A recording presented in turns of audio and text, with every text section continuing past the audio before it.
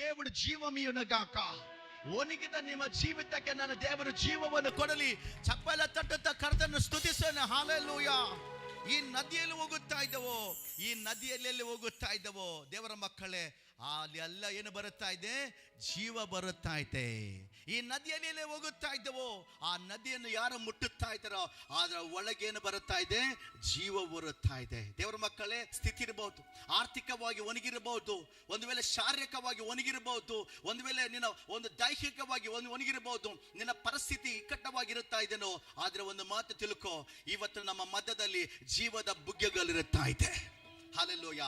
ಜೀವದ ಬುಗ್ಗೆಗಳಿರ್ತಾ ಇದೆ. ದೇವರು ಮಾತಾಡುತ್ತಾ ಇದೆ, ಹಾಗಾರ್ ಯಾಕೆ ನೀನು ಅಳಿತಾ ಇದ್ದಿ? ಆ ಮಗು ಇರೋ ಸ್ಥಳದಲ್ಲಿ ಜೀವದ ಬುಗ್ಗೆ ನಾನು ಇರುತ್ತಾ ಇದ್ದೇನೆ. ಇವತ್ತು ನಾನು ಹೇಳುತ್ತಾ ಇದ್ದೇನೆ, ದೇವರು ನಿನ್ನ ಮುಂದೆ ಇರುತ್ತಾ ಇದ್ದಾನೆ. ನಂಬಿದವರು ಜೋರಾಗಿ ಆಮೇನ್. ಸತ್ತಿದ ನಿನ್ನ ಪರಿಸ್ಥಿತಿಯನ್ನು, ಒಣಗಿದ ನಿನ್ನ ಪರಿಸ್ಥಿತಿಯನ್ನು ನನ್ನ ದೇವರು ಮತ್ತೆ ಚಿಗುರನ್ನು ಕೊಡುತ್ತಾ ಇದ್ದಾನೆ. ಹೊಸ ಪ್ರಾರಂಭ ದೇವರು ಕೊಡುತ್ತಾ ಇದ್ದಾನೆ. ಈ ಪ್ರಾರ್ಥನಾದ ಕೂಡಲೇ ನಿಮ್ಮ ಜೀವಿತದಲ್ಲಿ ನನ್ನ ದೇವರು ಹೊಸ ಕಾರ್ಯಗಳು ಪ್ರಾರಂಭಿಸುತ್ತಾ ಇದ್ದಾನೆ. ನಂಬಿದವರು ಜೋರಾಗಿ ಚಪ್ಪಾಳೆ ತಟ್ಟುತ್ತಾ ಹಲ್ಲೆಲೂಯಾ, ದೇವರಿಗೆ ಸ್ತೋತ್ರ ಸಲ್ಲಿಸೋಣ. Come on, give a clap of to the Lord. ಜೀವದ ಬುಗ್ಗೆ, ಜೀವದ ಬುಗ್ಗೆ. ಹಲ್ಲೆಲೂಯಾ. ಜೀವದ ಬುಗ್ಗೆ ಬೈಬಲ್ ಮಾತಾಡುತ್ತಾ ಐತೆ. ಆ ನದಿ ಯಾರನ್ನು ಮುಟ್ಟುತ್ತಾ ಇದೆಯೋ, ಆ ಜೀವದ ಬುಗ್ಗೆ ಯಾರನ್ನು ಮುಟ್ಟುತ್ತಾ ಇದನೋ ಅವರೆಲ್ಲ ಜೀವಿತದಲ್ಲಿ ಏನು ಬರುತ್ತಾ ಇದೆ? ಅದು ಬದುಕೋಗುತ್ತಾ ಇದೆ, ಜೀವಿಸುತ್ತಾ ಇದೆ. ಅಂದ್ರೆ ಪ್ರಿಯರ ಮಕ್ಕಳೇ, ಹೆದರಬೇಡ, ನಿನ್ನ ಜೀವಿತದ ನಿರೀಕ್ಷೆ ಇರುತ್ತಾ ಇದೆ. ಅದಕ್ಕೋಸ್ಕರ ಒಂದು ದಿವಸ ಯೇಸು ಕ್ರಿಸ್ತನು, ಅದು ಗುಡಾರದ ಒಂದು ಪರ್ಣಶಾಲ ಹಬ್ಬ ಇರುತ್ತಾ ಇದೆ. ಒಂದು ಪ್ರಿಯರ ಮಕ್ಕಳ ಗುಡಾರದ ಹಬ್ಬ ಇರುತ್ತಿರುವಾಗ 8 ದಿವಸ ಆ ಒಂದು ಯೆರೂಸಲೇಮಲ್ಲಿ ಎಲ್ಲ ಶುದ್ಧೀಕರಣ ಮಾಡುವಂತ ಒಂದು ಹಬ್ಬ ಇರುತ್ತಾ ಇದೆ. ಎವ್ರಿ ಇಯರ್ ಪ್ರಿಯರ ಮಕ್ಕಳೇ, ಎವ್ರಿ ಇಯರ್ ಅಂದ್ರೆ ಪ್ರತಿಯೊಂದು ವರ್ಷಕ್ಕೆ ಪ್ರಿಯರ ಮಕ್ಕಳೇ ಅದು ಆ ಒಂದು ಶುದ್ಧೀಕರಣ ಮಾಡ್ತಾ ಇದೆ. ಅದಕ್ಕೆ ಇಬ್ರು ಭಾಷೆಯಲ್ಲಿ ಯಾಂಕಿಪುರ್ ಅಂತ ಒಂದು ಮಾತು ಬರುತ್ತಾ ಇದೆ. ಯಾಂಕಿಪುರ್ ಅನ್ನುವಾಗ ಶುದ್ಧೀಕರಣ, ಉಪವಾಸ ಮಾಡುತ್ತಾ ಇದೆ.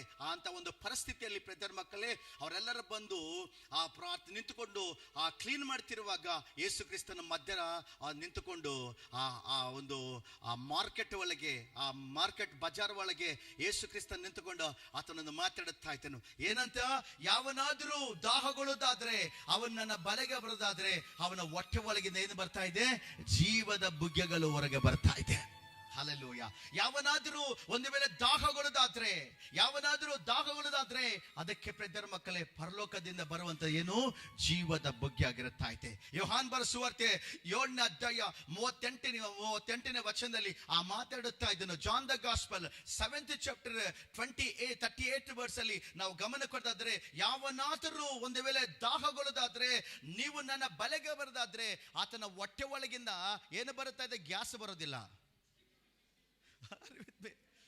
ಏನು ಬರುತ್ತಾ ಇದೆ? ಹೌದಲ್ಲ? ಇವಾಗೆಲ್ಲ ಹೊಟ್ಟೆ ಗ್ಯಾಸ್ದಿಂದ ತುಂಬಿಪಟ್ಟಿದೆ. ಅದಕ್ಕೆ ಹೊಟ್ಟೆ ಒಳಗೆ ಸ್ವಲ್ಪ ಫ್ರೆಶ್ ಆಗಿದ್ರೆ ಗ್ಯಾಸ್ ಅಲ್ಲಿ ಹೊರಗೆ ಬರ್ತೈತೆ. ಅದಕ್ಕೆ ದೇವರ ತನ್ನ ಜಲಸಿಲ್ ನಾನು ಕೊಡ್ತೇನೆ ಅಂತಾನ. ಇಲ್ಲಲ್ಲ, ನಮ್ಮ ದೇವರು ಏನು ಕೊಡ್ತಾ ಇದ್ದಾನೆ? ಜೀವದ ಬುಗ್ಗೆವನ್ನು ಕೊಡುತ್ತಾ ಇದ್ದಾನೆ. ಹಲ್ಲೆಲೂಯಾ. ನಿನ್ನ ಹೊಟ್ಟೆ ಒಳಗಿಂದ ಏನು ಬರುತ್ತಾ ಇದೆ? ಜೀವದ ಬುಗ್ಗೆ. ನಾನು ನಂಬುತ್ತಾ ಇದ್ದೇನೆ, ಆ ಬುಗ್ಗೆಯನ್ನು ಯಾರು ಮುಡ್ತಾ ಇದ್ದಾರೋ ಅವರ ಒಳಗೆ ಜೀವ ಬರುತ್ತಾ ಇದೆ. ನಿನ್ನ ಒಳಗೆ ಜೀವ ಬರುತ್ತಾ ಇದೆ. ಆ ಹೆಸರು ಬಂದು ಯೇಸು ಆಗಿರುತ್ತಾ ಇದ್ದಾನೆ. ಆಮೇನ್. ಅದಕ್ಕೋಸ್ಕರ ಹೇಳ್ತಾ ಇದನ್ನು, ನಮ್ಮ ದೇವರ ದಾಹವನ್ನು ತೀರಿಸುವ ದೇವರಾಗಿದ್ದಾನೆ. ಮೊದಲನೇದಾಗಿ ಪರಸಂಬಂಧವಾದಂತಹ ಆಶೀರ್ವಾದ ನಾವು ಗಮನ ಕೊಡೋದಾದ್ರೆ, ಫಸ್ಟ್ ನಂಬರ್ 1 ನಮ್ಮ ದೇವರ ವಿಶ್ರಾಂತಿಯನ್ನು ಕೊಡುತ್ತಾ ಇದ್ದನು. ಎರಡನೇದಾಗಿ ಪ್ರಿಯರ ಮಕ್ಕಳ ಆತ್ಮ ದಾಹವನ್ನು ಆತನ ತೀರಿಸುತ್ತಾ ಇದ್ದನು ಆತನ ಜೀವದ ಬುಗ್ಗೆಗಳಿಂದ.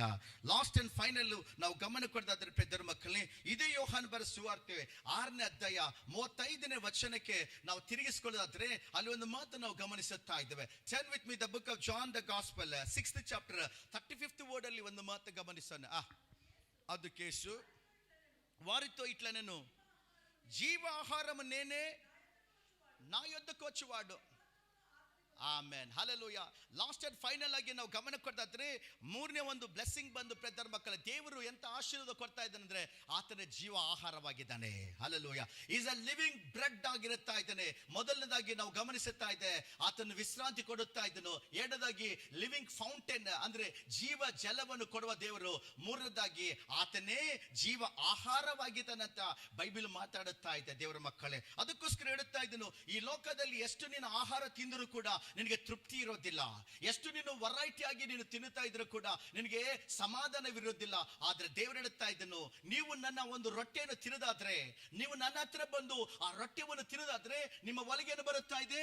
ಜೀವವನ್ನು ಅದು ಬರುತ್ತಾ ಇದೆ. ಕಾರಣ ಯಾಕಂದ್ರೆ ಯಾರು ನನ್ನನ್ನು ಮುಡ್ತಾ ಇದ್ದಾರೋ, ಯಾರನ್ನು ಟಚ್ ಮಾಡ್ತಾ ಇದ್ದಾರೋ ಅವನ ಒಳಗೇನು ಬರುತ್ತಾ ಇದೆ? ಜೀವವು ಬರುತ್ತಾ ಇದೆ ಅಂತ ದೇವರ ವಾಕ್ಯ ಹೇಳುತ್ತಾ ಇದೆ. ದೇವರ ಮಕ್ಕಳೇ, ಬೈಬಲ್ ಅಲ್ಲಿ ಗಮನಿಸೋದಾದ್ರೆ ನೋಡಿ ಎಷ್ಟು ಚೆನ್ನಾಗಿ ಹೇಳುತ್ತಾ ಇದ್ದನು. ಯೋಹಾನ ಬರೆದ ಸುವಾರ್ತೆ 6ನೇ ಅಧ್ಯಾಯ 53ನೇ ವಚನವು ಒಂದು ಸಲ ಓದಿಕೊಳ್ಳೋಣ. The book of John the gospel 6th chapter 53rd word ಅಲ್ಲಿ ಗಮನಿಸಿದ್ರೆ ಅಲ್ಲಿ ಭಕ್ತನನ್ನು ಮಾತಾಡುತ್ತಾ ಇದ್ದು ಅದನ್ನ కావున ఈమనుడు మీరు మనుష్య కుమార్ శరీరం తిని ఆయన రక్తము త్రాగుతేనే కానీ మీలో ఎంత బాగంటే మీలో జీవము కలవారు కాదు. ఇప్పుడు జాగ్రత్తగా 55ನೇ వచన ఓదన 55 వర్సెస్ నా ఓదగలనా. నా శరీరము నిజమైన ఆహారమును నా రక్తమును నిజమైన పానమైంట ఉన్నారు.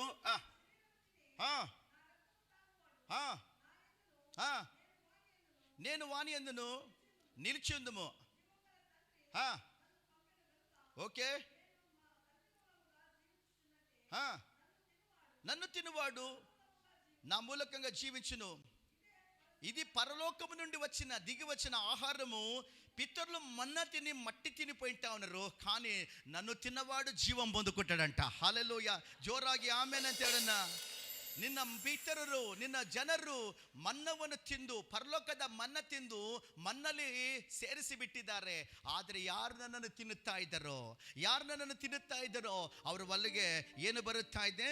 ಜೀವ ಬರುತ್ತಾ ಇದೆ. ಅದಕ್ಕೋಸ್ಕರ ಬೈಬಲ್ ಮಾತಾಡುತ್ತಾ ಇದೆ. ಮತ್ತೇನೆ ಬರೆದ ಸುವಾರ್ತೆ 4ನೇ ಅಧ್ಯಾಯ 4ನೇ ವಚನದಲ್ಲಿ ಗಮನಿಸಿದ್ರೆ, Matthew the gospel 4th chapter 4th word ಅಲ್ಲಿ ನಾವು ಗಮನ ಕೊಡೋದಾದ್ರೆ ಅಲ್ಲಿ ಭಕ್ತನು ಒಂದು ಮಾತಾಡುತ್ತಾ ಇದ್ದನು. ಮನುಷ್ಯನು ರೊಟ್ಟೆದ ಮುಖಾಂತರ ಬದುಕೋದಿಲ್ಲ, ಆದ್ರೆ ದೇವರ ಮಾತುಗಳಿಂದ ಮನುಷ್ಯನು ಬದುಕುತ್ತಾ ಇದ್ದಾನೆ. ನಂಬಿದವರು ಒಂದ್ಸಲ ಜೋರಾಗಿ ಆಮೆನ್ ಅಂತ ಹೇಳೋಣ. ಮನುಷ್ಯನು ರೊಟ್ಟೆದ ಮುಖಾಂತರ ಬದುಕೋದಿಲ್ಲ. ಮನುಷ್ಯನು ಎಂತ ರೊಟ್ಟೆ ತಿಂದರೂ ಕೂಡ ಅದು ಸಂಜೆ ಒಳಗೆ ಅದು ಡೈಜೆಷನ್ ಆಗಿ ಬಿಡುತ್ತಾ ಇದೆ ಮತ್ತು ಹಸುವು ಸ್ಟಾರ್ಟ್ ಆಗುತ್ತಾ ಇದೆ.